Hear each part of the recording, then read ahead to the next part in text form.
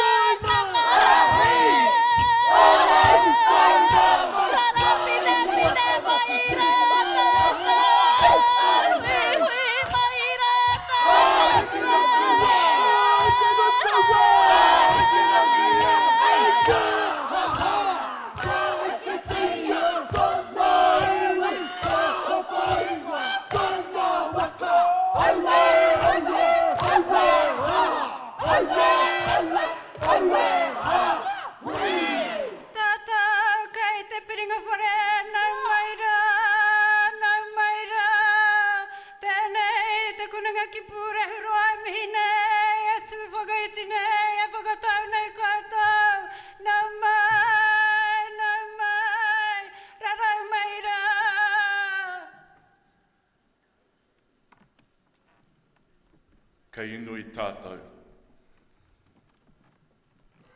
Nei au tēnei au ko te hokai nei te tapu ai, ko te hokai nuku, ko te hokai rangi, ko te hokai ato tupuna a tāne nui arangi. I pikitia ai ki ngā rangi tūhaha ki te tihi o manono. I roko hinga tūrā, ko I o matua kore ana ke, I rirui hoana nā kete o te wānanga, ko te kete tuuri, ko te kete tuatea, ko te kete aranui. Ka tiri a ka paupau a kia papa atua nuku. Ka puta te ira tangata ki te whai ao, ki te ao marama. Tūturu o whiti whakamaua kia tīna. Haumi e hui e. Me noho koutou.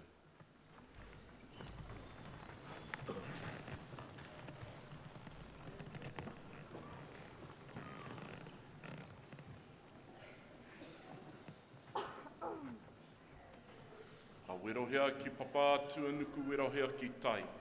He tuhi mārei kura ki te ao tūroa. Turu a tai e rua ana tohu. He toroa, he amakura.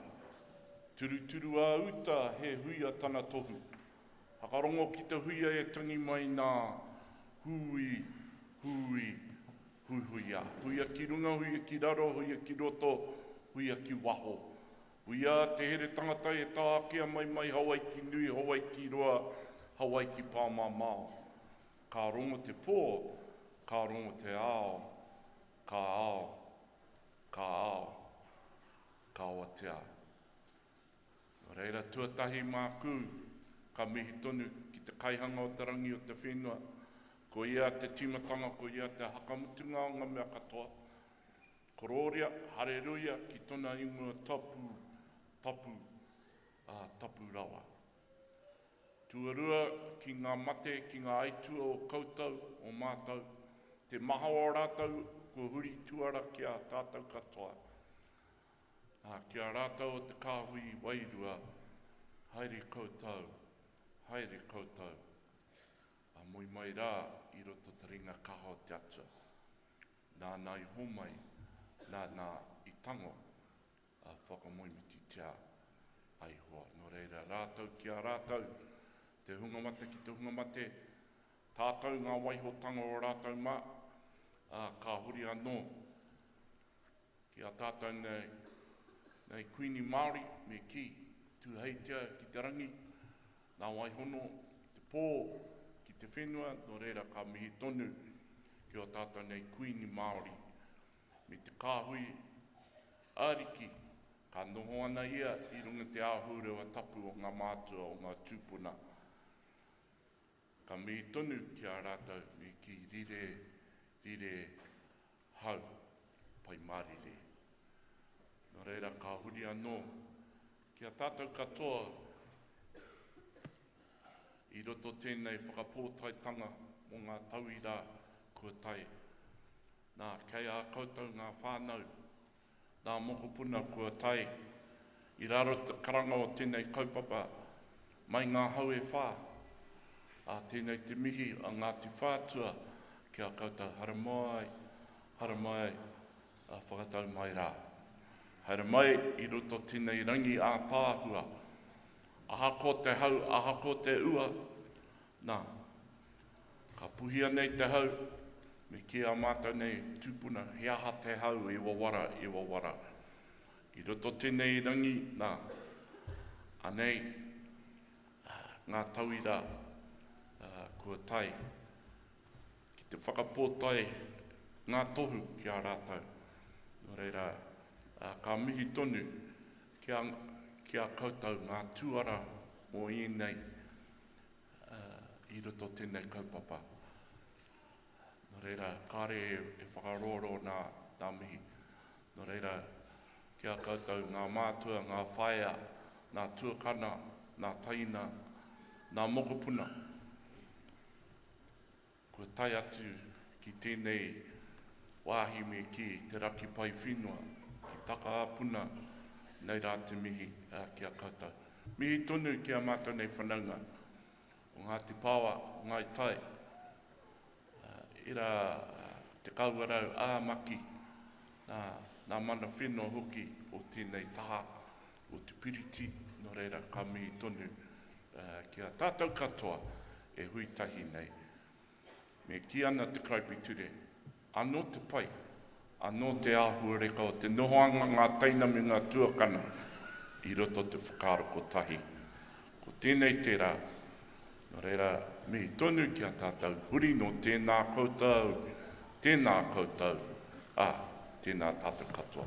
He aha te hau, he aha te hau, he wawara mai, he tiu he raki nana, ia mai te putaraki hiki uta e tiki nā tu e au, te kotu poia te pau whakai o katu, ki wai te matai o kuwairangi e. He aha te hau, he aha te hau, e wawara mai, he tiu he raki nana, ia mai te putaraki hiki uta e tiki nā tu e au, te kotu koia te pau whakai o katu, ki wai te matai o kuwairangi e. Ko kiri. Nō reira, āpiti hono tātai hono, rātau te hungamate ki a rātau, āpiti hono tātai hono. Nō reira, ka huri anō ki a koutou ngā waihotanga o rātau ma huri, tēnā koutou, tēnā tātou katoa.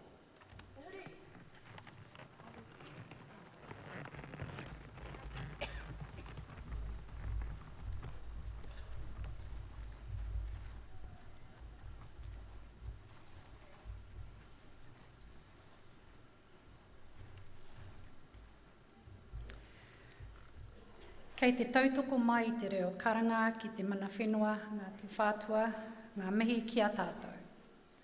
Nau mai, haere mai ki te whakapōtaetanga Māori o te kūninga ki Pūrihuroa i te rānei. Ko wai au, ko whara rangi koe pa pāmatapu ingoa, he uri tēnei no Maniapoto me Waikato, ko au te pau akonga kei te kūninga ki Pūrihuroa. Kua riro māku tā tātou whakapōtaetanga te kawe. Kia ora everyone and welcome to the Whakapōtaetanga Māori. My name is Farah and I'm the Executive Director of Māori Student Success here at Massey University. So this is the penultimate for me coming to the Māori graduation to celebrate Māori success. I also acknowledge that we have graduands here who are from o te ao whānui everywhere. We also have tangata tiriti, so thank you and welcome to the Whakapōtaetanga Māori. Like me, you may feel a mixture of emotions, but before we get into that, I just want to make sure that you know the safety briefing. So we all know what happens if there's an earthquake. Everyone is to stop, drop and hold. If you have pepe and there are karaua and kuia here, please look after them as well. But if we need to evacuate the building, please follow the instructions of our staff. So they will make themselves known to you and will be guided out safely out into a space where we can all meet. So yeah, a mixture of emotions. I'm feeling a bit nervous. I've got a wiri going on already, and I'm sure you've been waiting for this moment. So what I would like to encourage you to do is when you see your loved ones coming across the stage, please do whatever you feel like doing. If that's a karanga, a waiata, a haka, if it's just a shout out or a whoop whoop, whatever you feel like doing, please do. That's what makes our Whakapōtaetanga Māori so special. So I encourage you to do that. Our Acting Vice-Chancellor, Karen Rangi, will explain what you do when you come to receive your tohu in a moment. But what I will explain are some of the taonga that we have that are a key part of our ceremony. These are the tifa tifa, nōna te ao that our DVC Māori Paura Amundsen carried in for the formal procession. I think it was him or was it Hemi? Hemi Whanga carried that in. And the Maori stone, tū te manua ora, which is over there on the right-hand side or left-hand side of the stage for you.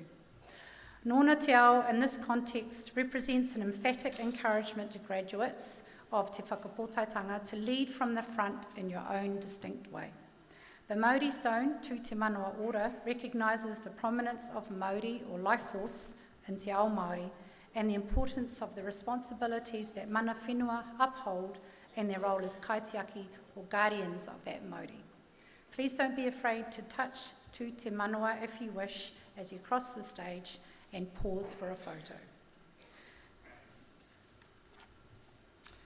So without any further delays, kati me tīmata. Haere mai e te tumuaki Acting Chancellor Karen Rangi.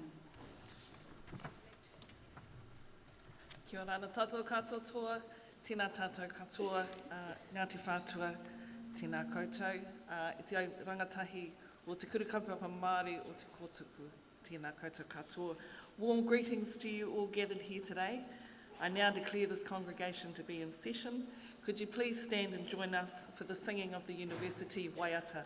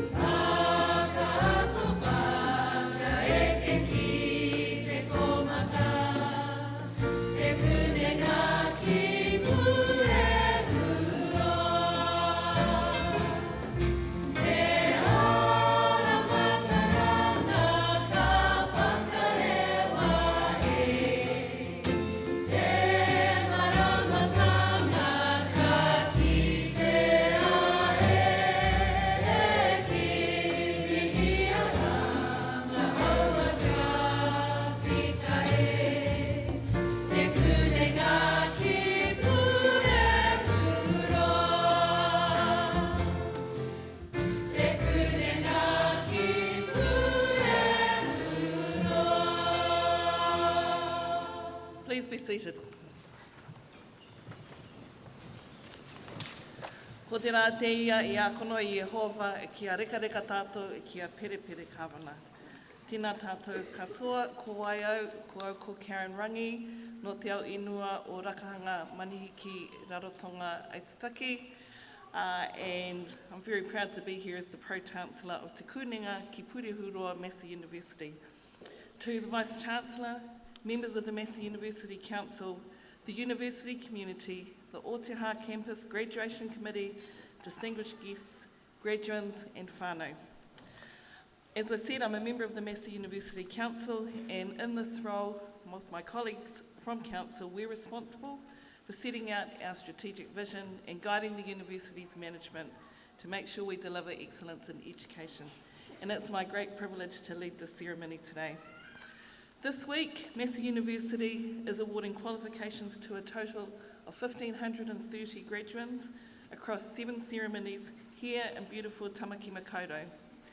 And at today's Whakapōtaetanga Māori, 61 graduates will cross the stage, and a further 14 in absenteeist students will have their qualifications conferred.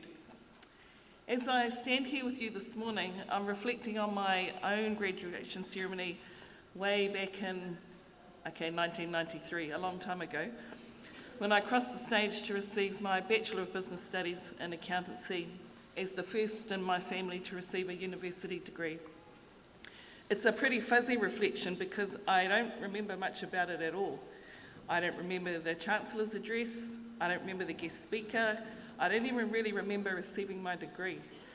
But what stood out to me then, and still stands out to me now, is the unwavering support of my parents, of my friends, of my Cook Islands community, who stood by me throughout the time that I spent studying. And along with them were the lecturers, the tutors, and the Massey staff whose dedication to their roles made sure that my learning experience was the best that it could be. So with that in mind, I'd like to acknowledge 3 important groups here today, and starting with the people sitting behind me on the stage. On this stage are many of the academic staff who have guided you through your study journey, imparting their knowledge and wisdom to help shape your growth. Many have gone above and beyond to ensure your success and making this day special as they witness you graduate. So it's a celebration for them too. So to all of you, I extend my deepest gratitude, and not just for your efforts in teaching. Universities are catalysts for progress. The research that underpins everything we do, it drives innovation, it helps to foster discussions that build us into a better and more progressive society. And I also want to recognise the wider team of staff who ensure that this university functions, from the people who helped you settle in at the start of your first semester, right through to those who have made today's graduation possible. And with more than 2,500 staff dedicated to making Massey a leading university, I thank you all for your contributions. So next, I'd like to speak to you, the whānau and friends who have supported our graduates throughout their academic journey. To the parents, the grandparents, partners, children, colleagues, friends, hapu and iwi, you've all played an essential role. Whether it's through financial support, practical help, kai, simply offering encouragement and care, your contributions have made a difference. And they say it takes a village to raise a child, and the same can be said for earning a university education. So it's important to remember that this is a shared success. Whatever your role has been in supporting your loved one to this moment, we offer our sincere congratulations and gratitude as well. When it's their turn to cross the stage and receive their parchment, please don't hold back. You can clap, you can cheer, you can haka, you can waiata, do whatever feels right to you for this occasion. So finally, to our stars of the moment, our graduates. Congratulations, you've made it. And earning a university degree is no small accomplishment. And on behalf of Massey University, I commend you for your dedication and your perseverance. You've worked hard to achieve this, and remember, a university degree is both an achievement and a privilege. Shortly, our Vice-Chancellor, Professor Jan Thomas, will speak to you about the responsibilities that come with being a graduate of Massey University. But right now, you should take a moment to enjoy this victory, reflect on your journey, and appreciate the people who helped get you here. And we welcome you to the ranks of our alumni, which is now over 180,000 strong. And as you move forward, we're confident that your Massey education will be a strong foundation for the next chapter in your story. As you step forward into the rest of your life, take every opportunity to contribute to your communities, use your skills and knowledge to make a difference, and continue striving to leave a positive mark on the world. Remember the values that you've learned here: innovation, integrity, and a commitment to lifelong learning. Your Massey whānau are proud of you, and we can't wait to see all that you will achieve. So, to our university staff, to friends and whānau, and to our graduates, congratulations on this special day. Celebrate, enjoy, and cherish the moment. By the authority of the Council of Massey University, I, Karen Rangi, Acting Chancellor, will now award the certificates and diplomas and confer the degrees on those to be presented and on those in absentia. And I would like to invite Vice-Chancellor Professor Jan Thomas to present the doctoral graduate.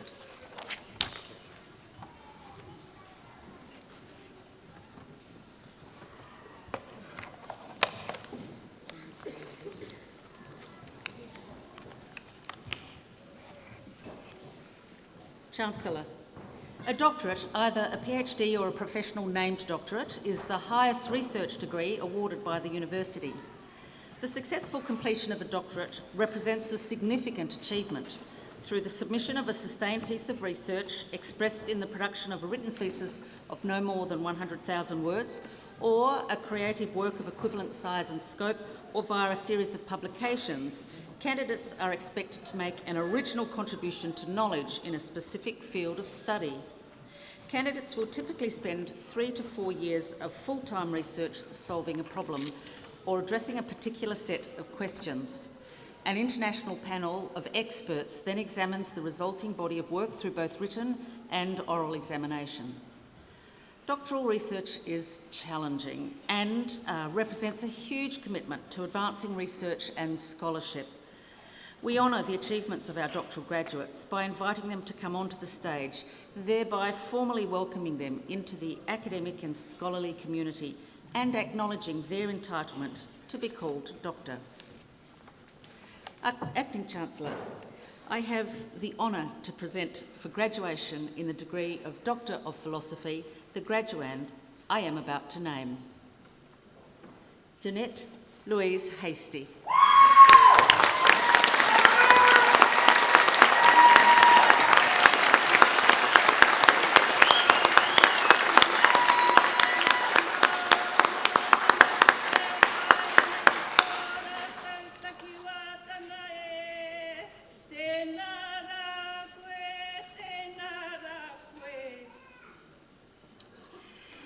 Chancellor, Ms Hasty interviewed Māori Mama raising a loved one with autism, takiwātanga, researching their experiences with education, health, home and the community. Findings showed the Mama used a metaphorical weapon of Māori warfare, the taiaha, to defend their own expertise in takiwātanga and navigate to professionals who exemplified te ao Māori linked to whakawhanaungatanga, manaakitanga and tuakana. Acting Chancellor, Dr. Hasty.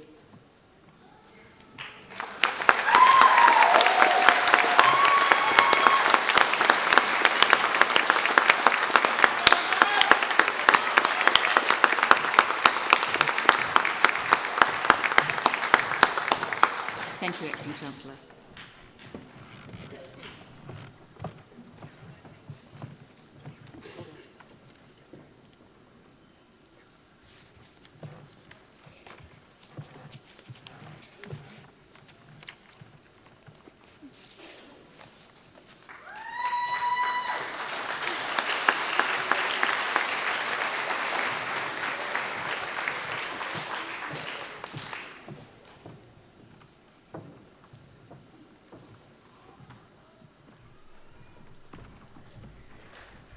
Right, before we move on, I just want to say we've changed things up by putting the PhD graduates coming first, because what we want to do is encourage all of you to come back and do your PhD. So hopefully you're inspired by that, and congratulations. Okay, so let's move on. Now remember, I said you can just relax. Everyone looks a bit nervous, just chill. Great to hear some whoop-whoops going on. Just do what you want to do when your loved ones are crossing the stage. So we will have Hori Manu Erirangi, Senior Lecturer Te Pūtahi Atoi, and Leanne Kerehoma, Lecturer Te Pūtahi Atoi, calling out the names of graduates and recipients of certificates, diplomas and degrees in Toi Rauwharangi, College of Creative Arts, Te Kura Tangata, College of Health, Te Kura Pukenga Tangata, College of Humanities and Social Sciences, Te Wahanga Pūtaiao, College of Sciences, and Te Kura Whai Pākehī, Massey Business School. Certificates and scrolls will be presented by Professor Hemi Whanga, Head of School, Te Pūtahi Atoi. Kia ora.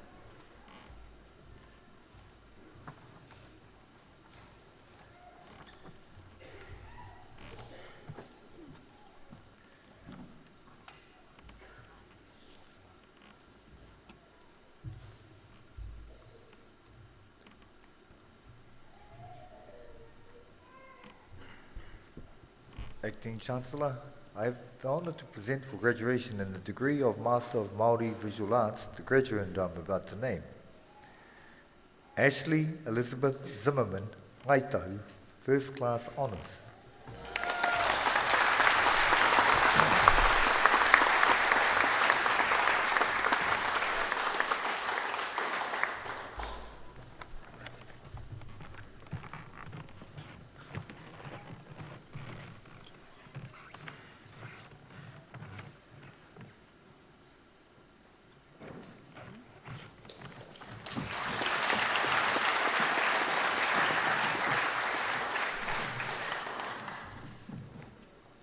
Acting Chancellor, I have the honour to present for graduation in the degree of Bachelor of Screen Arts the graduate I'm about to name. Michaela Mihitiria Aroha Robinson, Ngāpuhi, Ngāti Pāti.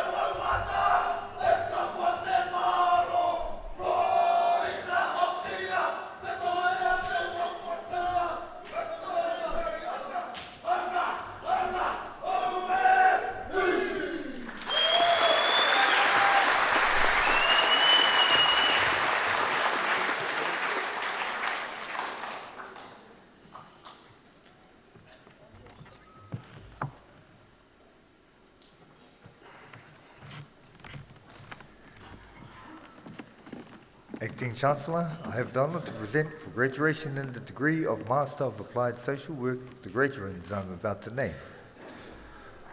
Mafua I Sia Atoutai Tupou Fuko.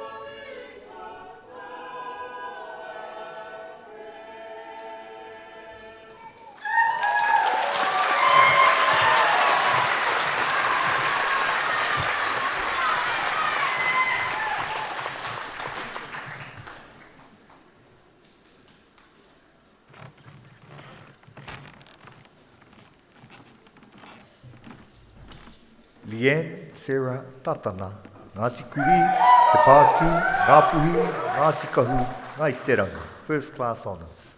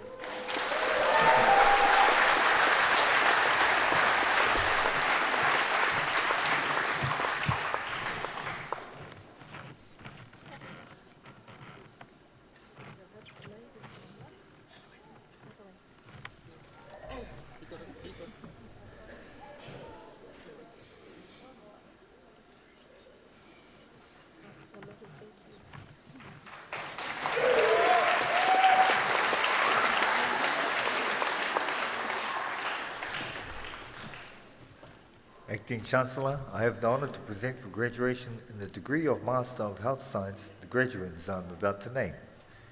Kelly Marie Irwin.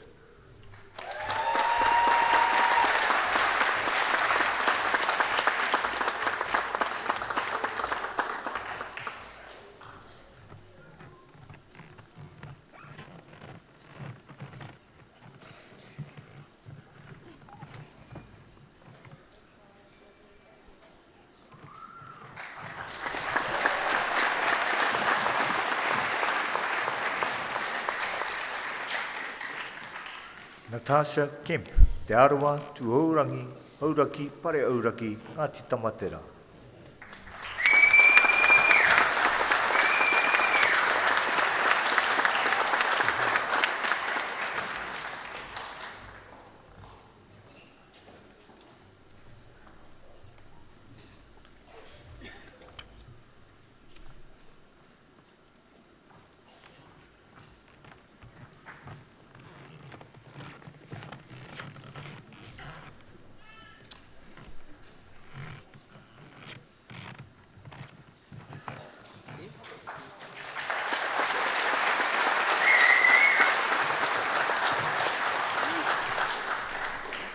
Acting Chancellor, I have the honour to present for graduation in the degree of Master of Nursing the graduates I'm about to name.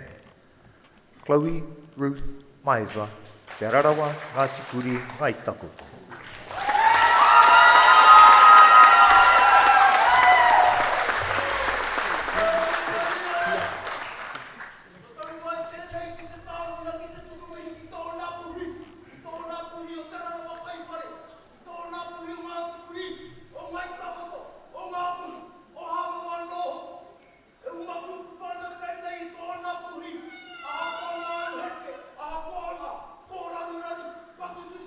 Ako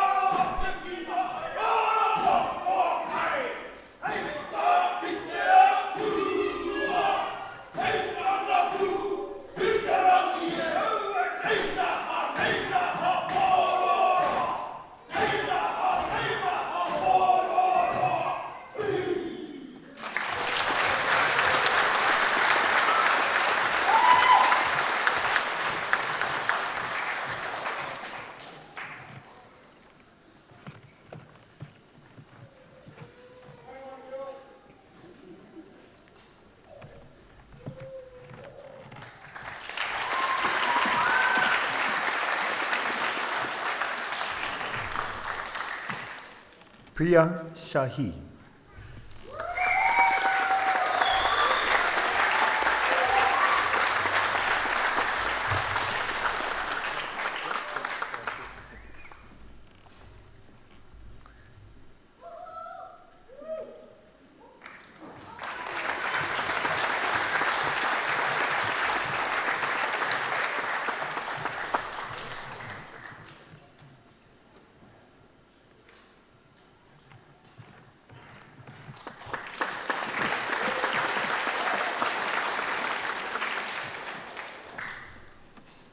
Ho Hyun Seon.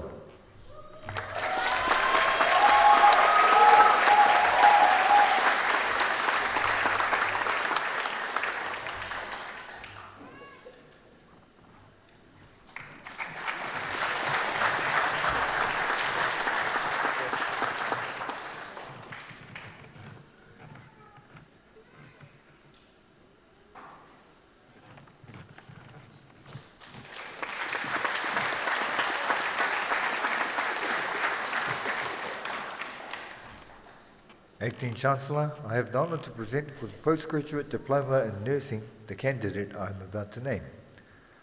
Sonia Herini Lewis, Ngāti Kahungunu ki te Wairoa, Tūhoi, Te Aro.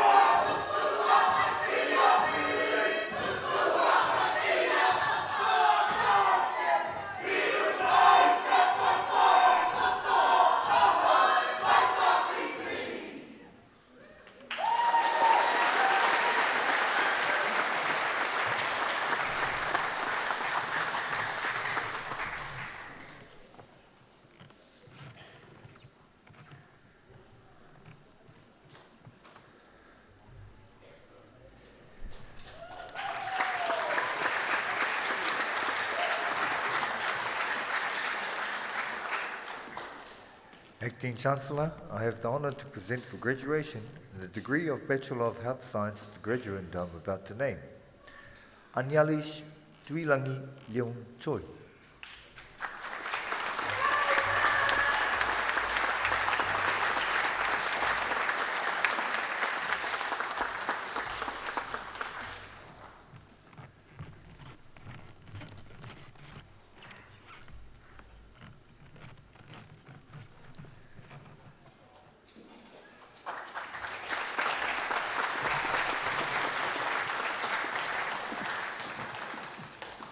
Acting Chancellor, I have the honour to present for graduation in the degree of Bachelor of Science the graduate I'm about to name.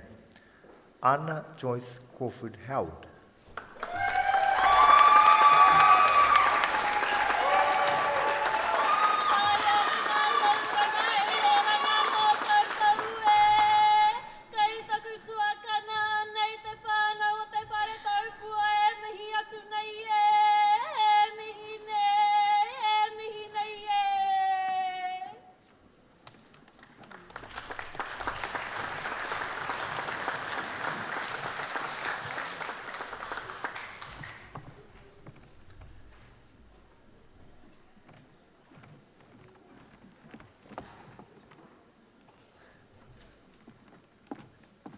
Acting Chancellor, I have the honour to present for graduation in the degree of Bachelor of Social Work the graduates I'm about to name. Angela Suzanne Malges, Te Whānau Apanui Te Rarawa.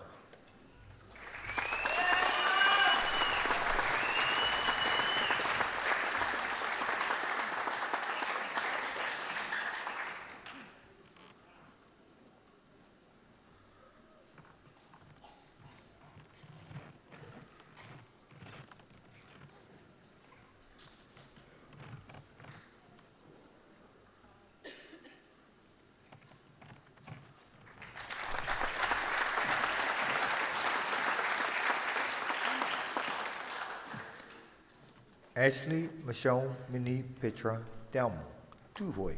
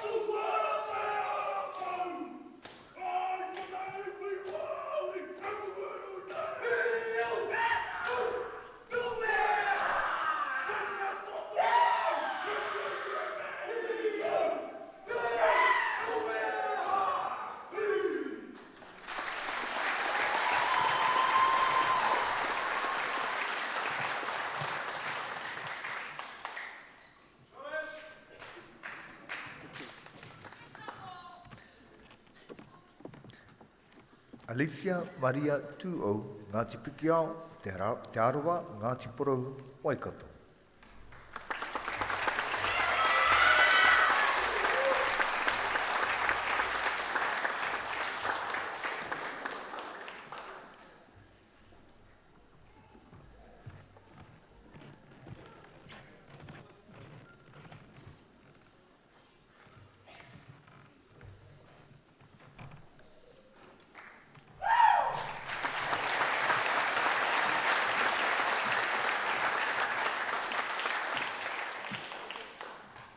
Acting Chancellor, I have the honour to present Postgraduate Diploma in Educational and Developmental Psychology, the candidate I'm about to name.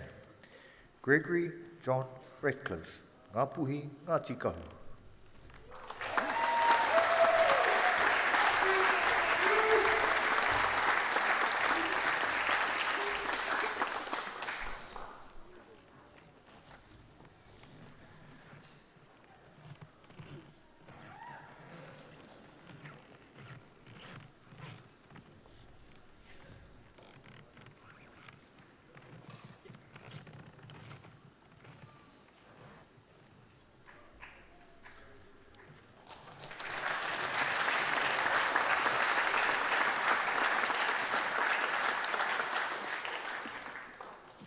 Acting Chancellor, I have the honour to present for graduation in the degree of Master of Education the graduate I'm about to name.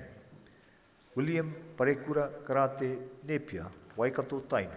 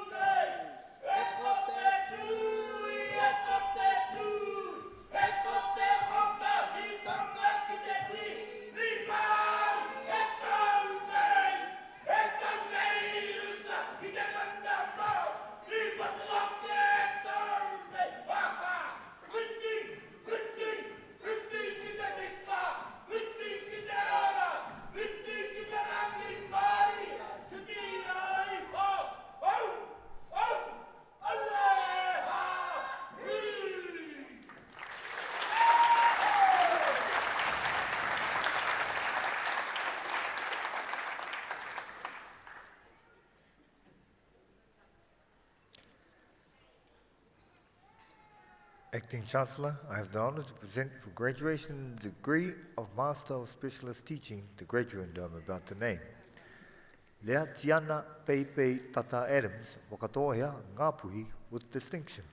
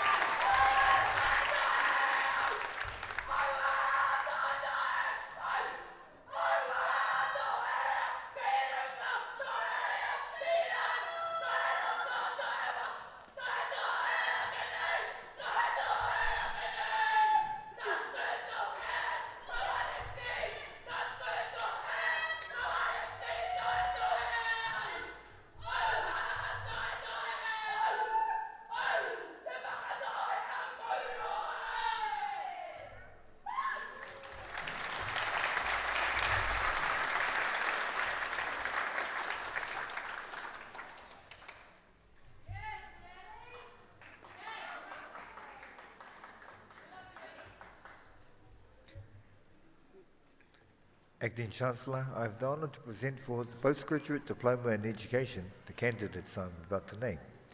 Peter Anthony Parker, Baker, with distinction.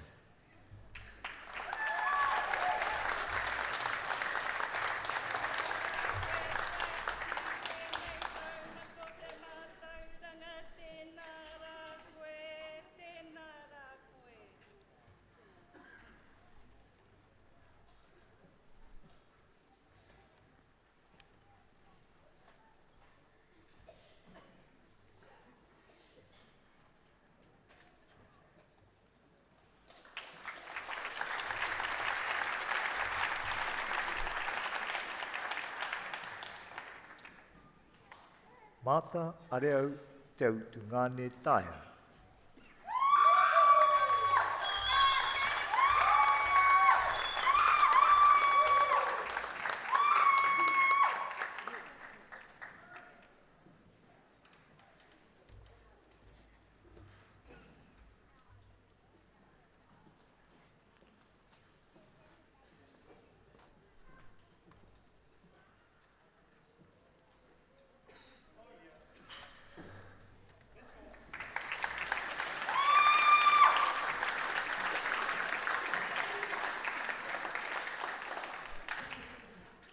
Acting Chancellor, I have the honour to present for the Postgraduate Diploma in Specialist Teaching the candidates I am about to name. Kirsty Jane Tipora Cuthers, with distinction.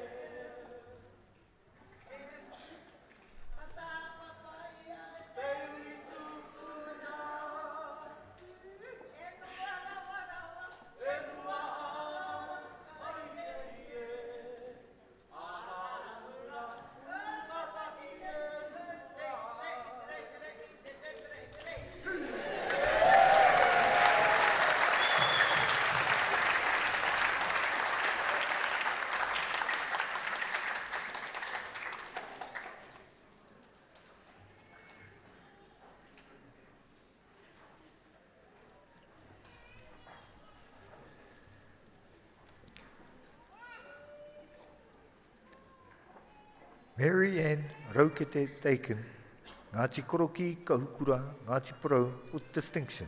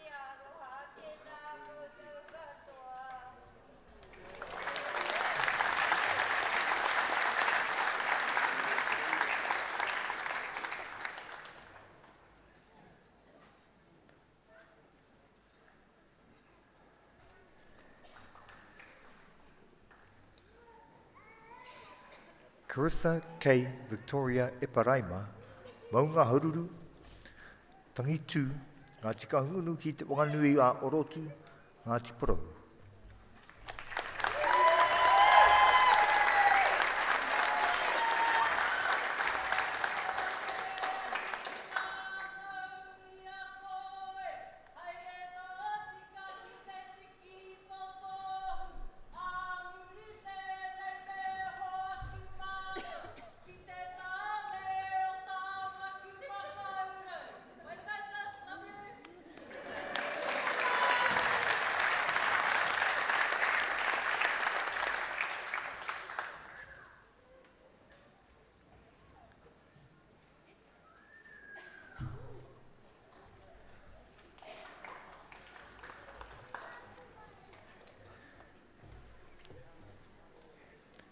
Grace Elizabeth Hawkins, Ngāti Kahungunu ki Heretanga with distinction.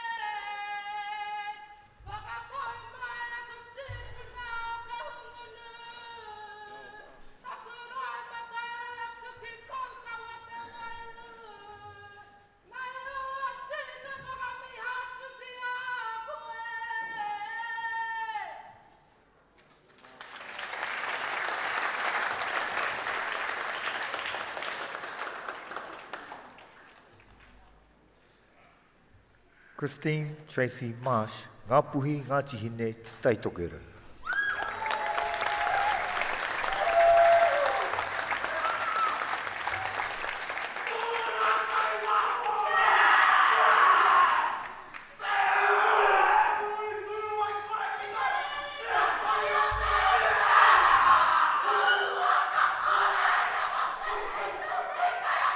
Waka!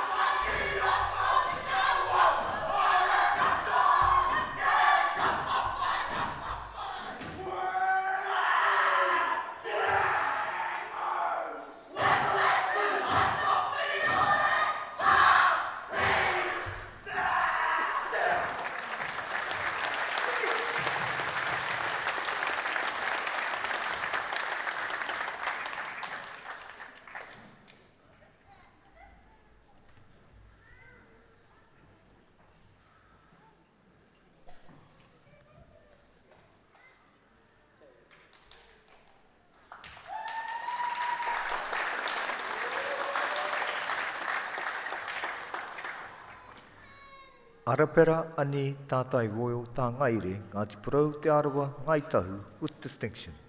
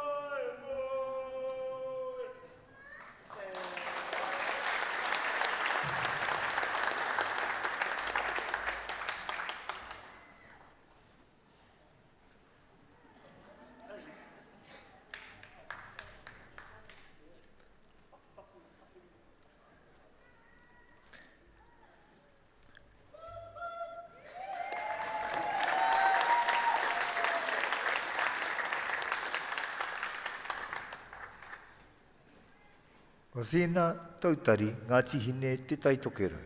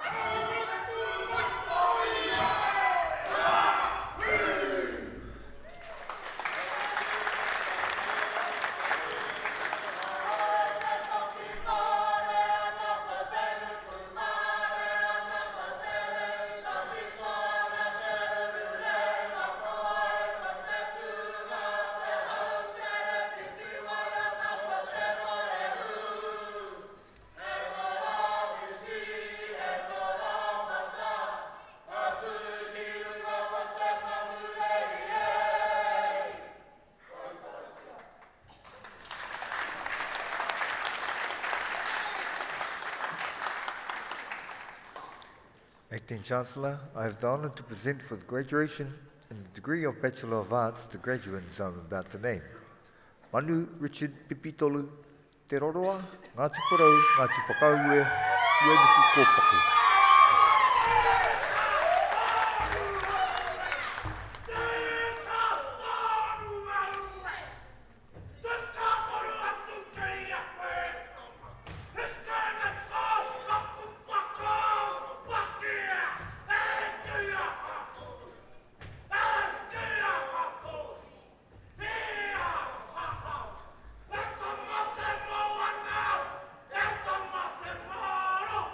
Oh!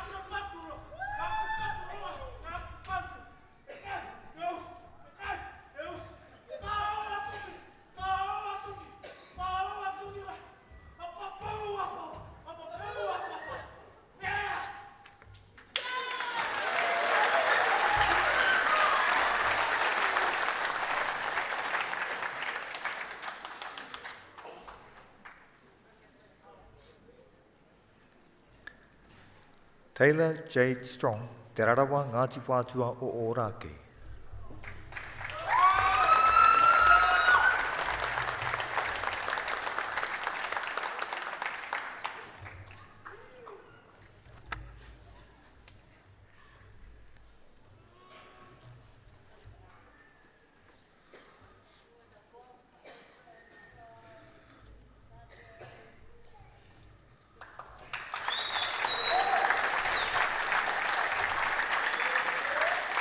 Thank you, Chancellor.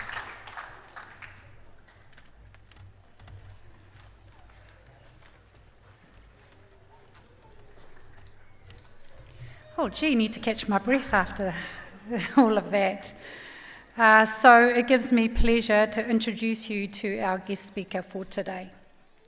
Ruahei Dement, Ngāti Awa, Te Whānau Apanui, Te Whakatōhea, is a distinguished rugby player and qualified lawyer who has overcome significant challenges to become a leading figure in women's rugby. Raised in a reo Māori-speaking household, Ruahei and her siblings attended Tokomai Kohanga Reo and Te Kuramana Māori o Maraenui, where they were immersed in Te Reo Māori before relocating to Lee. As a student at Mahurangi College, she earned national recognition by winning the Dame Whina Cooper Trophy at the 2010 Ngā Manu Kōrero speech competition. Ruahei's passion for sport began early, playing touch rugby, netball and rugby. She debuted for the Auckland Storm at just 17, but her promising start was interrupted by 3 ACL injuries and multiple surgeries. I've had 1 ACL injury and that was enough. So pretty legendary to recover from 3. Undeterred, she made her Black Ferns debut in 2018 alongside her younger sister, making them the first Māori sisters to represent New Zealand in rugby.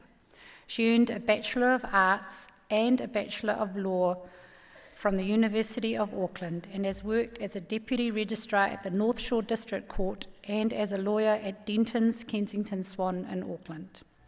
In 2022, Ruahei co-captained the Black Ferns to a triumphant Rugby World Cup victory here in Aotearoa and was named World Rugby Women's 15th Player of the Year.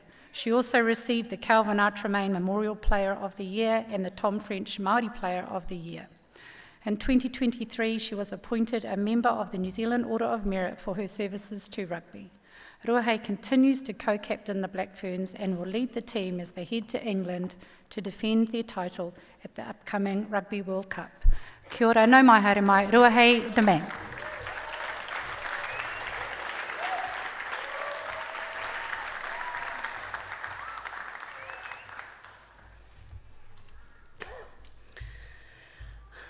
E ngā mana e ngā reo, e ngā kārangaranga maha kua tau mai nei tēnei rangi. Ki te whakanui, te Whakapōtaetanga o wēnei tauira whakahirahira. Acting Chancellor Karen Rangi, Vice Chancellor Professor Jan Thomas, Provost Giselle Burns, University Council members, Senior Leadership Team, graduands, whānau, me ngā hoa maha, tēnā koutou, tēnā tātou katoa. Ko rangi paua, ko pūtauaki, ko māke o ngā maunga, ko hāparapara, ko rangi taeki, me waiaua ngā awa, ko te whānau aru taia, ko Ngāti Pūkeko, me Ngāti Patu Moana, ngā hapu, ko te whānau wāpanui, ko Ngāti Awa, me te whakatōhea ngā iwi, ko mātātua, me tauira mai tawhiti ngā waka, ko Ruahei Dement taku ingoa, te hei Māori ora. My name is Ruahei Dement. I'm a proud descendant from the East Coast and whakapapa to the Te Whānau Wāpanui, Whakatōhea and Ngāti Awa tribes. I graduated from the University of Auckland in 2020 with a Bachelor of Laws and Bachelor of Arts. I'm currently a professional rugby player in Aotearoa and I play for the back-to-back Super Rugby Opiki champions, the Blues. And I also co-captain the Black Ferns. For me, it's a real honour to be here today to celebrate, to recognise the culmination of the hard work and the dedication, the sacrifices all of the tauira here have demonstrated, and to be able to share this moment with your whānau, your villagers who have travelled from near and far to celebrate and support you today. It is a true honour. Reflecting back on my time at university, I never ever would have imagined that I would be delivering any speech at a graduation ceremony. I attended high school in Mahurangi College in Warkworth, and like most of the students that I studied with, I went straight to university from high school. My first week of uni, I was like a kid in a candy store. I had never lived in the city. I had never lived near public transport. I had never lived near a mall, near a pub, near the clubs, and I had never seen so many brown boys in my life. I remember during O Week, I signed up to every single Māori and Pacific Student Association. One association in particular, Ngā Tauira Māori, or NTM, was our university's Māori Students Association. And each year, NTM would famously host their first year camps, which was a way of us to get to know the other students in our cohort, as well as have a bit of whakawhanaungatanga with the other Māori students at the university. Now, I personally don't remember much of what happened during that first year camp, but what I do remember very vividly, and this is over 10 years ago now, is being dropped off at the Green Lane Countdown car park by a whanaunga who was also a member of NTM, and my dad was there to pick me up. And to his disgust, I guess, I rolled out of this car, pale, sick, and hungover. And that was the first and last time I was ever allowed to any NTM event while I was at university. University for me was mostly a juggling act. During my degrees, I also had dreams of becoming a professional rugby player. Firstly, I wanted, like most girls my age, I wanted to be a Black Fern Sevens player, I wanted to go to the Olympics, and I wanted to win a gold medal. But all of those dreams were over before they even started, when I kept rupturing my ACLs. For the first 3 years of uni, I turned up to the first week of semester 1 in crutches, having ACL reconstruction, like Dame Whara Palmer said, not 1, not 2, but 3 times. These were all really challenging times for myself, especially mentally. So much of my identity was consumed by being an athlete, and I found that really challenging to navigate. I didn't know who I was if I didn't have sport. Despite all these challenges, I was very fortunate, like many of you, with the tautoko of my whānau and my friends. I overcame rehab and I made it back out onto the rugby field for my beloved club, College Rifles. At that point, I gave up on my dream on wearing the black jersey, and I was content with playing club footy on Saturdays and completing my degrees. Halfway through my degrees in 2018, I began working part-time at an immigration firm while still completing my BA LLB. This was an excellent experience for my written submission skills and obtaining instructions for clients, but it was during this time, unexpectedly for me, I was invited to a Black Ferns camp. And to my surprise, I was a part of the very first group of semi-professional contracted women's rugby players in Aotearoa. Later that year, I was fortunate to make my debut for the Black Ferns in Australia, against Australia, alongside my younger sister Kiritapu. And during that year, I began juggling work, semi-professional sport, as well as study. My second tour with the Black Ferns came later on that year, and it also came during exam times. The team and I had travelled to Chicago for 1 game, and then we went on to France for 2 more games. I remember during the week that we were in Chicago, everyone in our team was so excited to explore the city, especially on our day off. For myself, my day off looked like exploring the Chicago Public Library, as I was studying for 3 exams while we were away on tour. I remember sitting my first exam in Chicago in my manager's hotel room, and she didn't have a clock for me when I arrived to do my exam. But thankfully, outside the hotel window, there was this huge Big Ben-like clock. And so I was able to look at the clock outside and make sure that I stayed on time and completed my exams in time. I then went on to France. The team and I went on to France, and I completed my final 2 exams for the year. And it was at that point that I decided that juggling these was getting a bit difficult. And so I decided to study part-time. For the remainder of my degree, my days were filled with morning trainings, evening field trainings. I continued to work part-time, rugby tours, as well as finishing my BA LLB. As my commitments outside rugby grew, as I said, I eventually went on to study part-time. Reflecting on my time at university, it was anything but ordinary.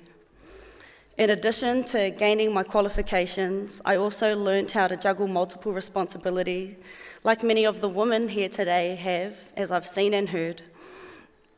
I've learnt resilience, I've learnt time management, I made amazing friends, many of whom I'm still very close to today, and I was able to follow my dreams. Like many in this room, there's not one pathway to this moment that was exactly the same. Our point of difference, I believe, lies in who we are, where we come from, and the unique stories that lead us up to this moment. Thank you for letting me share a small part of my story with you all today. And I do want to again, just say thank you and how inspired I am. I never ever would have thought that I would have stood on a stage and shared my very unique story to graduates, let alone inspiring Māori graduates in a room full of so many whānau members who have come to celebrate you all. Ko te manu e kai ana I te mātauranga nōna te ao nō reira, haere koutou ki roto I tēnei ao, I rungoa I te kaha, I te mātauranga, I te pono anō hoki, kia kaha, kia maia, kia manawa nui, I roto I o koutou mahi katoa. Huri noa I tō tātou whare, tēnā koutou, o tira tēnā tātou katoa.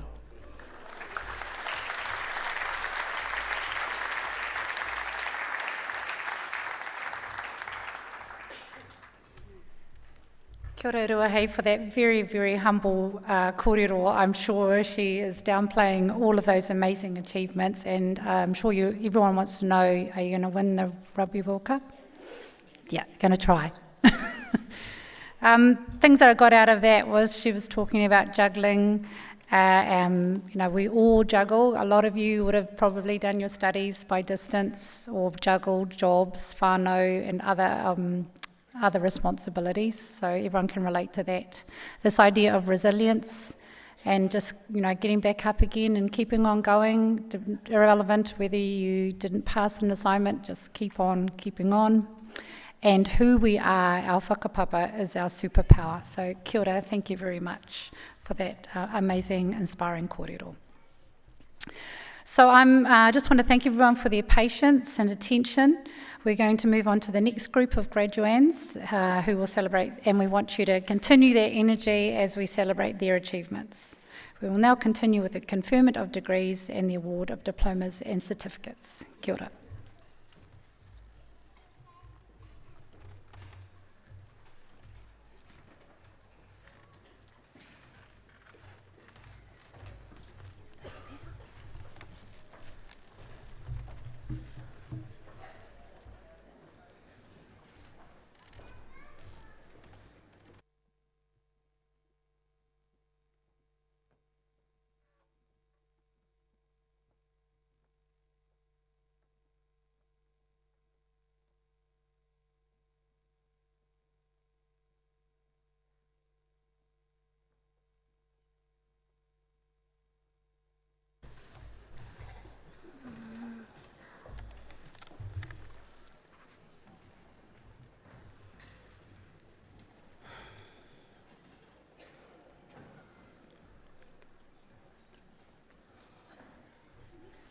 Acting Chancellor, I have the honour to present for graduation in the degree of Master of Construction the graduates I'm about to name. Fernando Angeles del Mundo.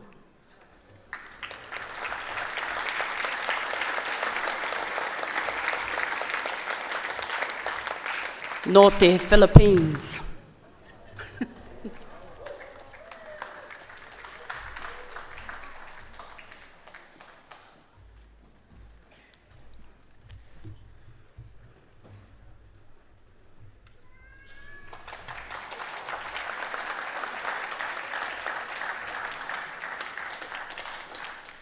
No Malaysia, Tamayanti Warathan.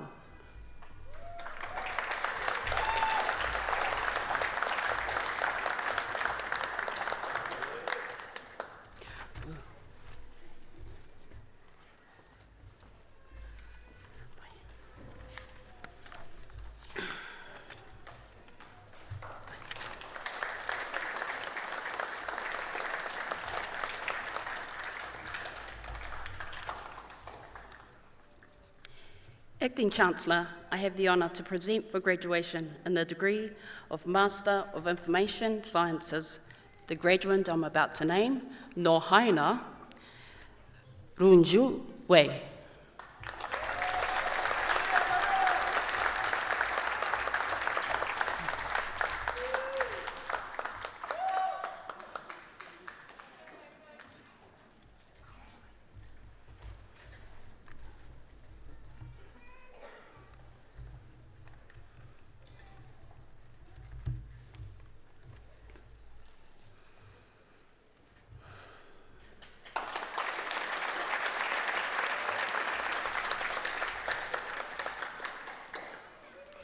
Acting Chancellor, I have the honour to present for graduation in the degree of Master of Science the graduate I'm about to name. No Tūki, no te iwi Māori anō hoki, Leila Sana Oguch.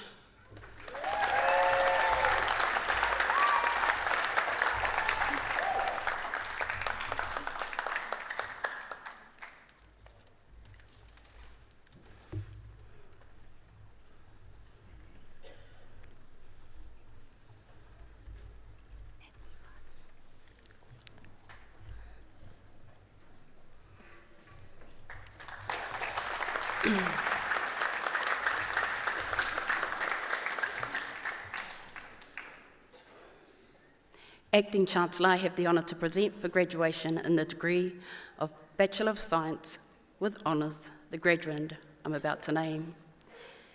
No te rarawa, no te Aotearoa, no te Pātū, mere mere Tāneia Paitai.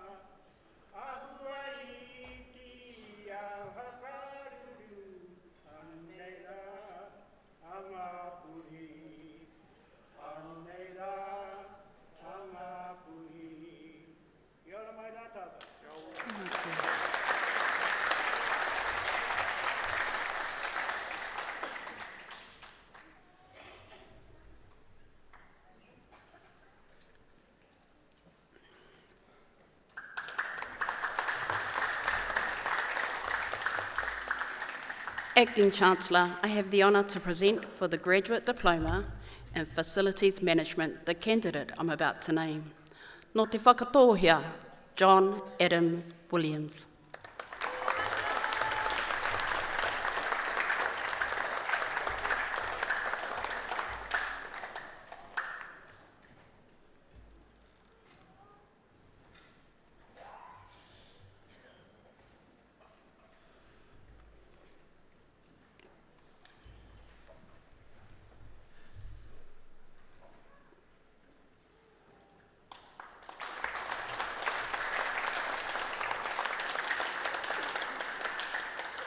Acting Chancellor, I have the honour to present for graduation in the degree of Bachelor of Engineering with Honours, the graduands I'm about to name. Nō Ngāti Porou, Alexander Ian Berry.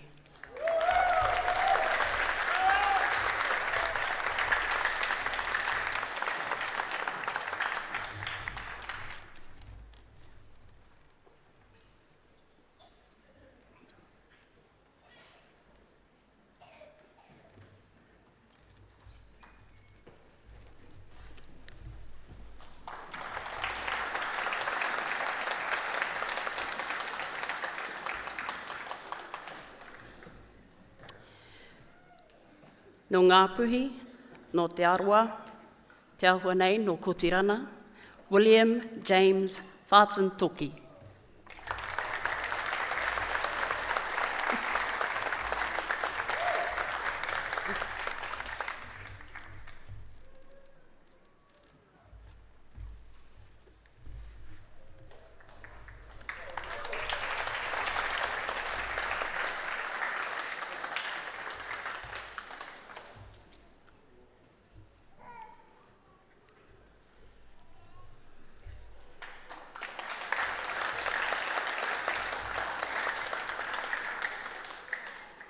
Acting Chancellor, I have the honour to present for graduation in the degree of Bachelor of Construction, the graduand I'm about to name, Nō Haina, Haoze Hua.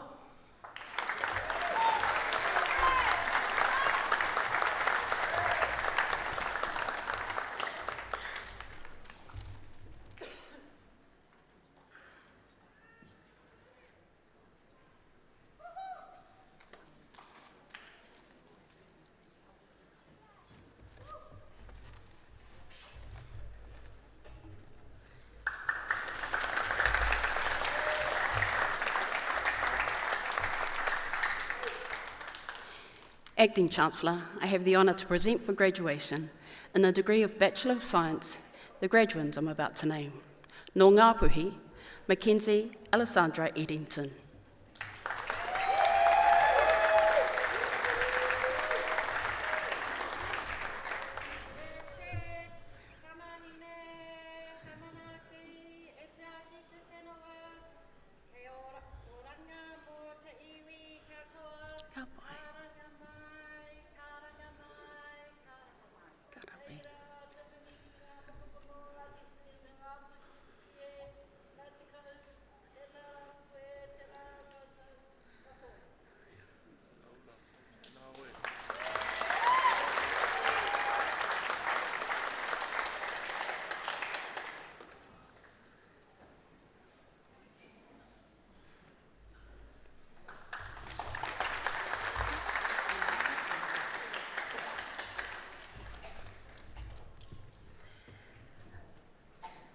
Nō Ngāpuhi hoki tēnei putiputi, Jada Leone Ramika.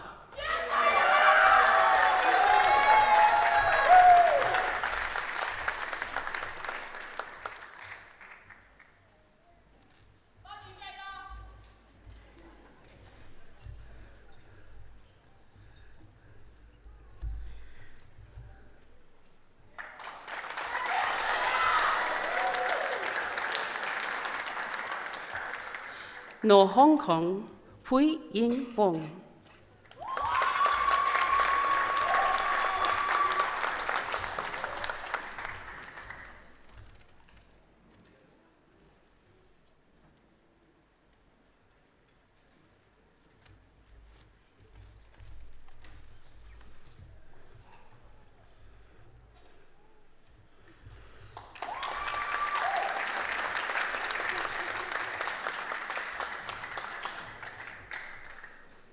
Acting Chancellor, I have the honour to present for graduation in the degree of Bachelor of Veterinary Science, the graduate I'm about to name, North Philippines, Jason Benjamin Moore.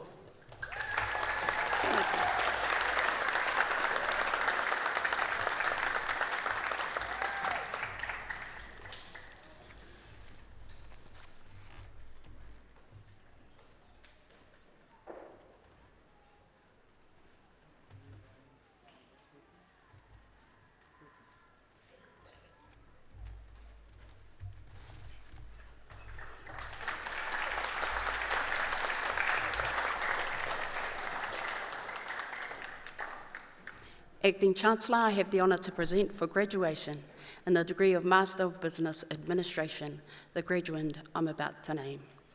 North Philippines, Amer Ryan Sison Fazonela.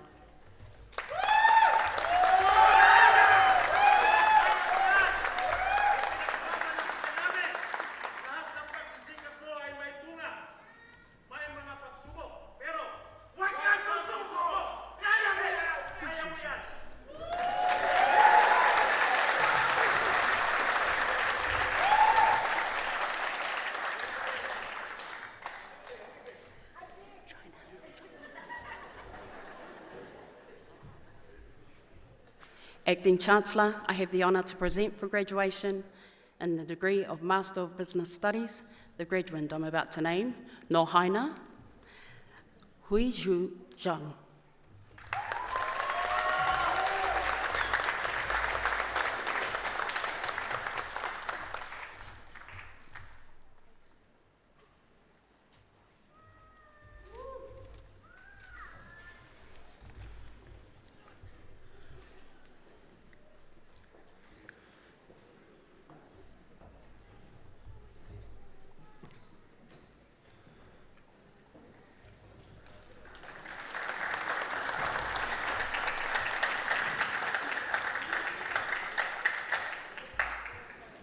Acting Chancellor, I have the honour to present for graduation in the degree of Master of Finance, the graduates I'm about to name.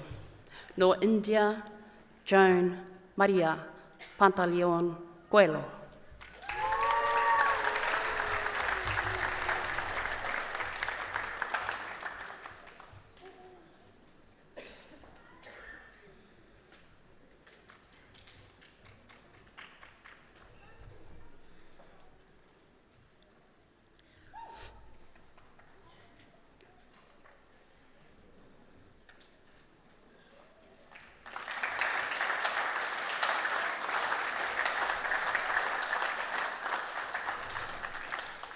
No Ngāti Toa, Tainui, Ngāti Koata, Carmen, Tiana Wolfgrim, Gereoma.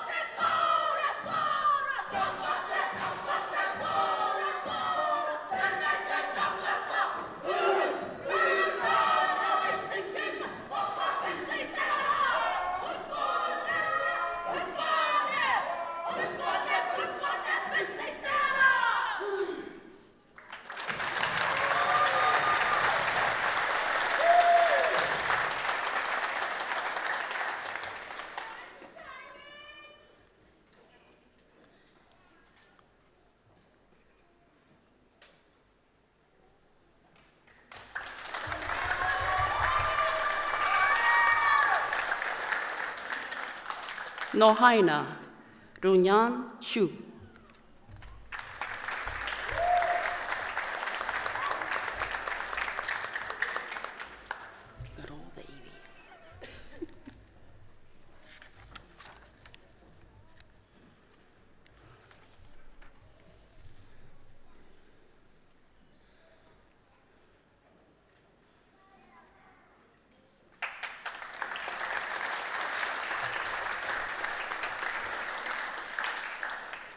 Acting Chancellor, I have the honour to present for graduation in the degree of Master of Management the graduand I'm about to name.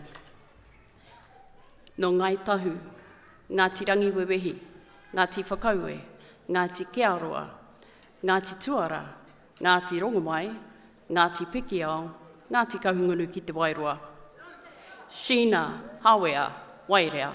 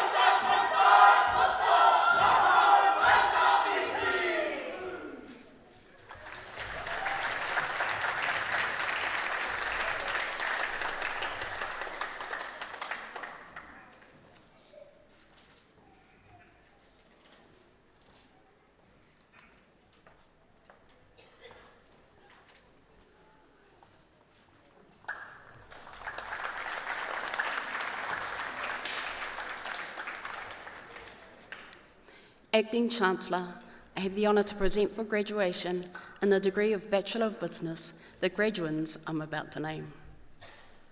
No te whānau apanui, ra rauhe mihi noa gerei.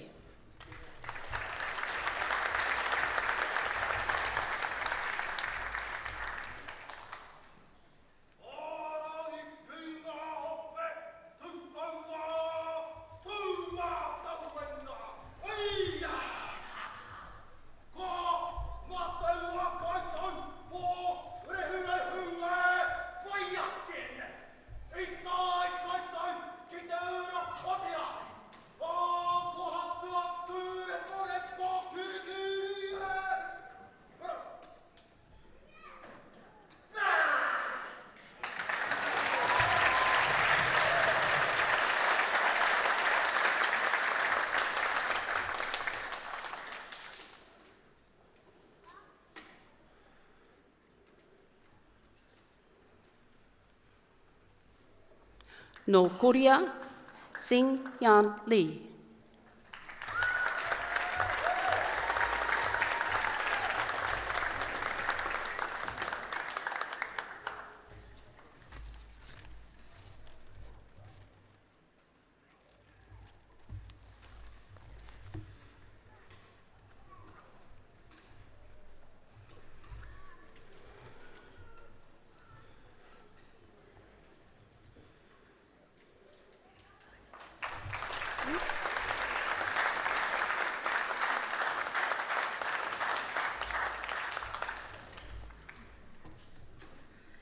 No Kaitahu, Ngāti Raukawa ki te Tonga. No Tainui, I Hāpera Matarena Pierce.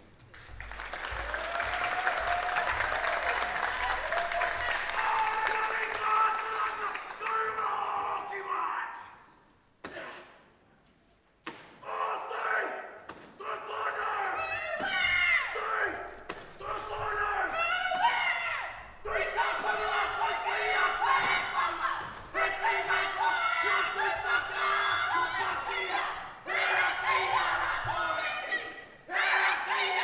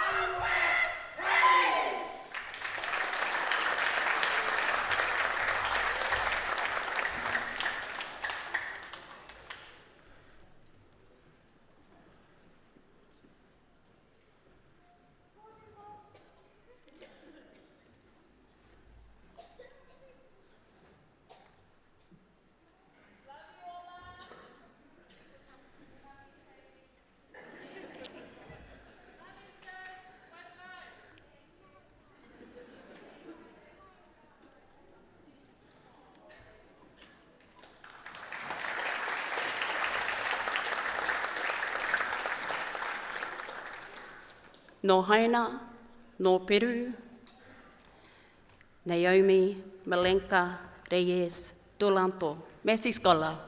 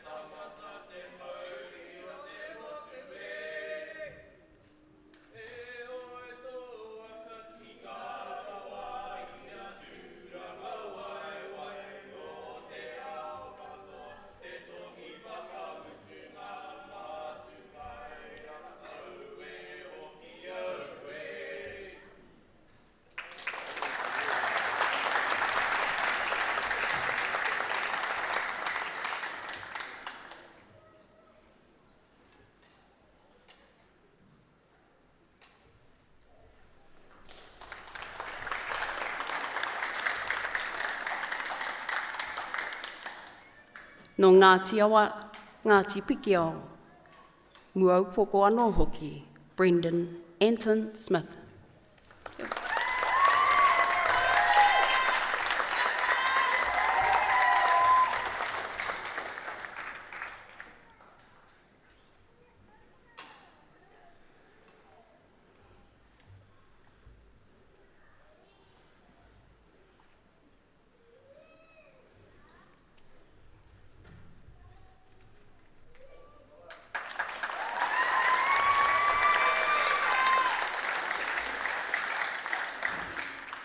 No Ngāti Porou, Tainui, Te Aroa, Anya Alicia Vai.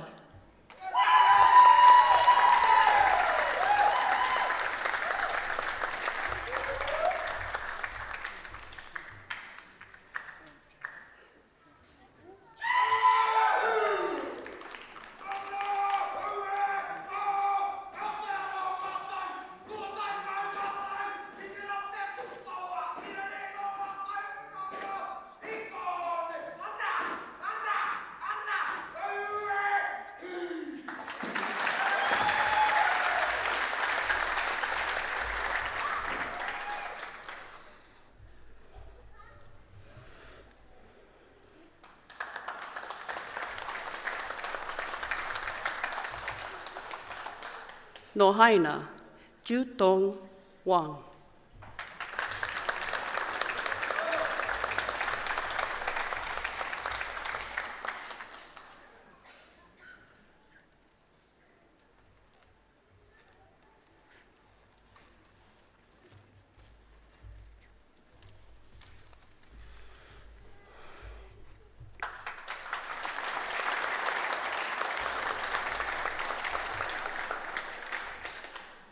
No China, Zekwin Zhu.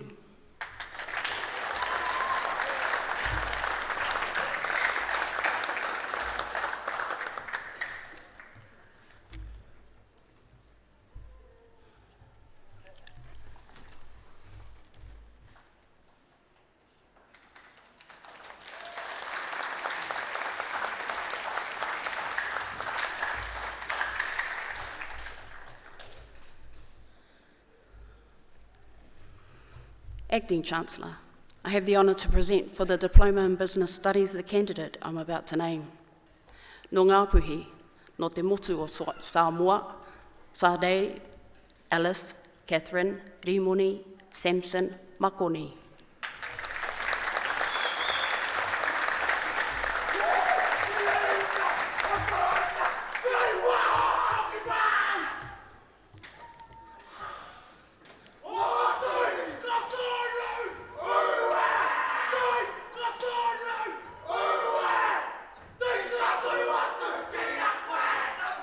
Hey!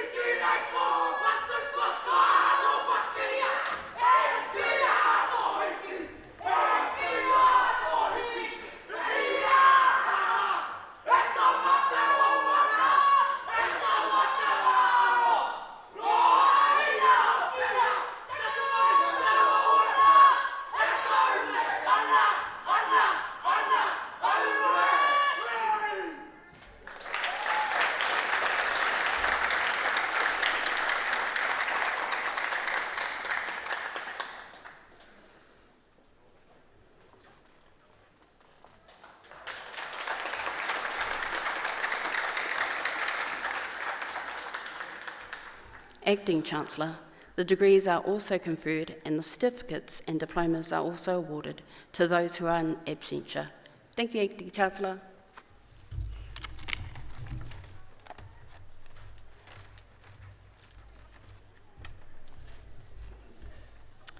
It's now my pleasure to introduce our valedictory address on behalf of the students from Sheena Wairea.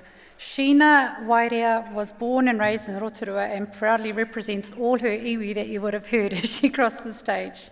And I better not forget them because I'll get in trouble. Ngāi tahu, Ngāti Rangiwewehi, Ngāti Whakaue, Ngāti Kiaroa, Ngāti Tuarā, Ngāti Rongomai, Ngāti Pikiao, Ngāti Kahungunu, and Te Whakatohea. Inspired by her late grandmother and mother, Sheena made the decision to return to study in 2020 during the uncertain times of the pandemic. She started in a Bachelor of Communication, but like a river that changes course, her path veered in a different direction, leading her towards her roots in Te Ao Māori, completing a Bachelor of Arts, majoring in Māori knowledge. While juggling the responsibilities of distance study, work, volunteer commitments, and navigating life as a first-time mum, her perseverance was acknowledged with a Dean's Award for Academic Excellence.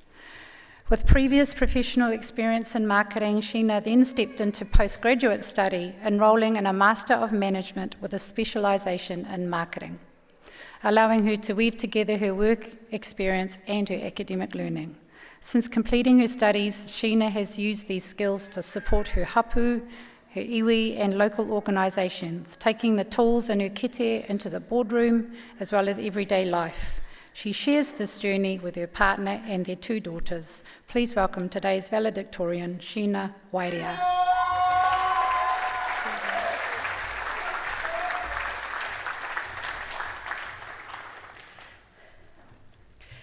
E ngā manu whititua, ngā manu tute, ngā kākāwa hanui, o tira te mārā whānui a tāne. Kei ngā maunga whakahi o tua whakarere, ngā tōtara haimata o te waunui a tāne kua riro atu ki te ānautanga o te whenua. Ngā huia kaimanoa e ngau tonu nei i te ngākau, tēnei te mihi atu, tēnei te tangi atu, haere whakakopa atu rā. Ki ngā manu wariki whakataka pōkai, Acting Chancellor, Vice-Chancellor, Provost, tēnā koutou. Ngā hōpara makaunui, manu whakatau, waihoki, ngā manu taiko o tēnei whare wānanga, te kunenga o Pūrehuroa, tēnei te mihi atu. Ki te whānau whānui, ngā manu tūrā i tiaki i te kohanga, ngā ākonga, tātou ngā iti rea rea i kakeake i te kahikatea. Tēnā koutou, mauri ora i te whare. As we climbed through the levels of this whare wānanga and stand on this pie of achievement, I think of Tāne, who ascended to the realms in pursuit of ngā kete o te whare wānanga.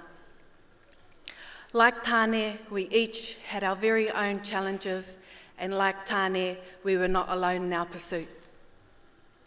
Around us, an intricate ecosystem and ngahere of support.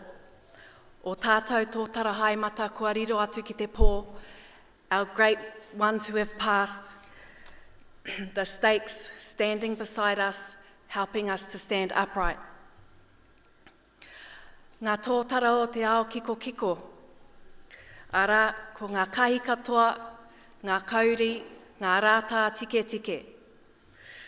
Our whānau, our partners, our friends, our hapu, our iwi, our lecturers and our Massey support staff, who all sheltered us through all types of weather and nurtured us to grow heights, nurtured us to new heights. And our tamariki, our māhuri tōtara, who grounded us in the storms.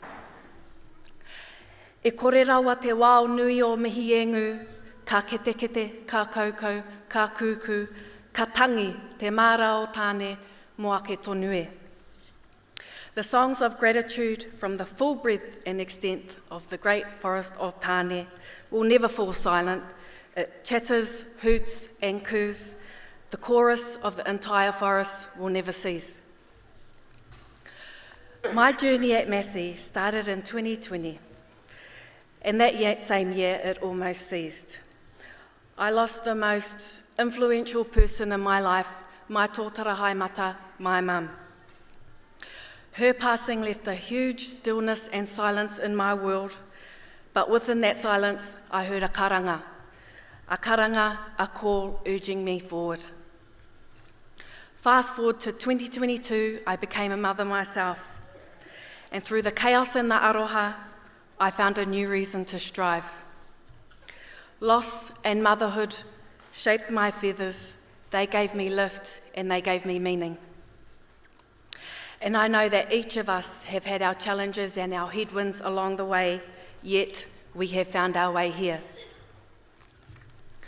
Ko te manu kai miro nōna te ngahere, ko te manu kai mātauranga nōna te ao.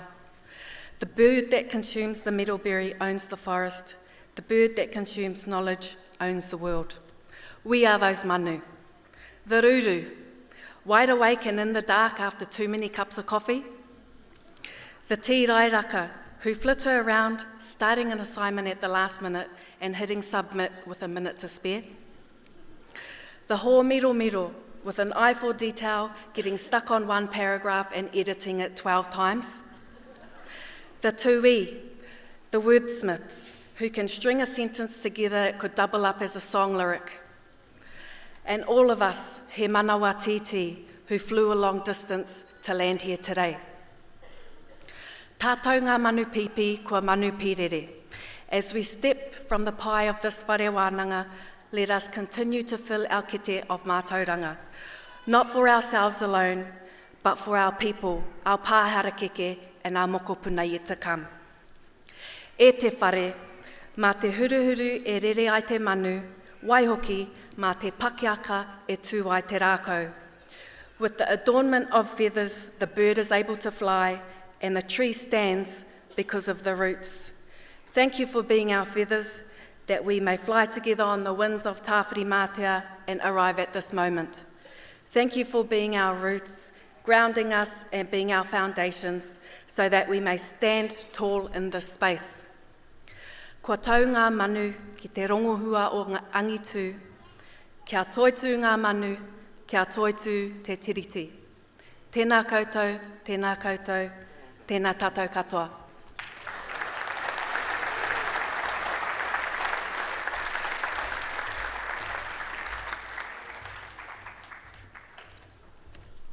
Kia ora, Sheena, thank you for that beautiful address, and I'm sure we've got quite a few ruru, piwaiwaka and tui in this room with us all today, so kia ora, thank you.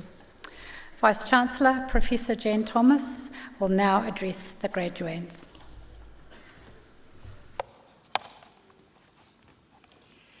Would all our graduates please stand?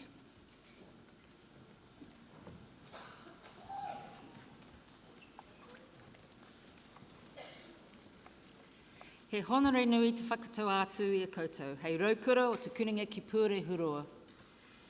He mana nui tō tētahi tohu whariwānanga, engari, pērā I ngā honore kato, he hai papahuki ōna hei kāwanga mā koutou.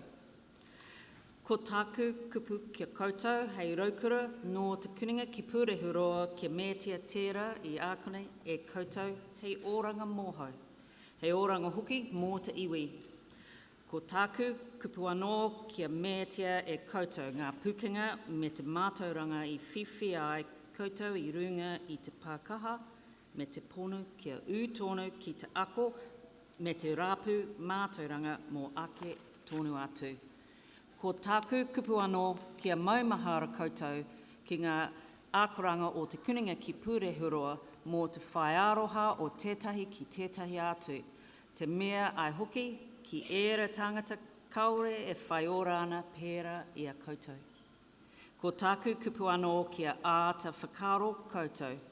Ki o koutou wawata me te kaha mahi tōnu pēra I ngā tau tate nei. Ki roto kia koutou mahi kato, ko tāku kupu kia koutou, me tū rangatira koutou hei kanohi mō te kuninga ki pūre huroa. It is my great honour to welcome you as alumni of Massey University. The award of a university degree carries many privileges, but like all privileges, it also carries responsibilities. I charge you as graduates of Massey University to use what you have learnt for your own betterment and for the benefit of your communities. I charge you to use the skills and knowledge you have acquired with rigour and integrity, and to commit yourselves to a program of lifelong learning and discovery. I charge you to remember the lessons Massey University has taught you about the worth of others, particularly those who've not had the opportunities that you have had. I charge you to set goals and to continue the hard work that has brought you so far. And in all that you do, I charge you to be deserving of the good name of Massey University. Everyone, please join me in a worthy round of applause. Congratulations.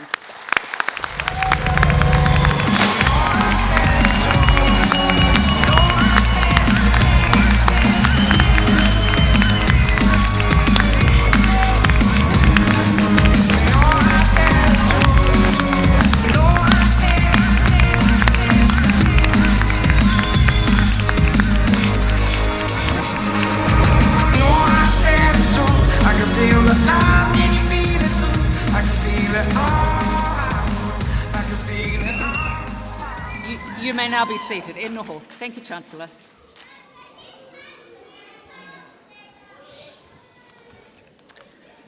And that's my favourite part of the whole morning. It's beautiful. So tēnā tātou te whare. As we close off today, again I want to acknowledge our kai karanga wai, our kai kōrero otine, te kura kaupapa, te kōtuku, our speakers today, Ruahei, all the best for the World Cup this year, and to Sheena for your lovely bird-filled words.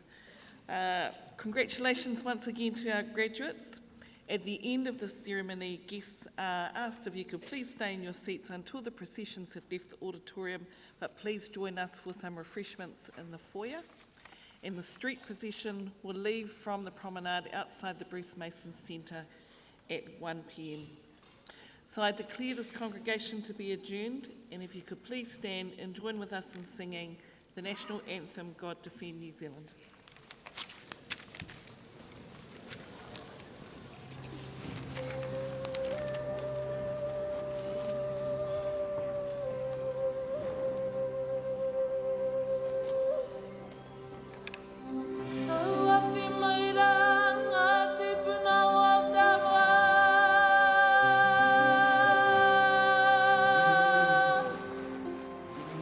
Kia piri, kia tato maira.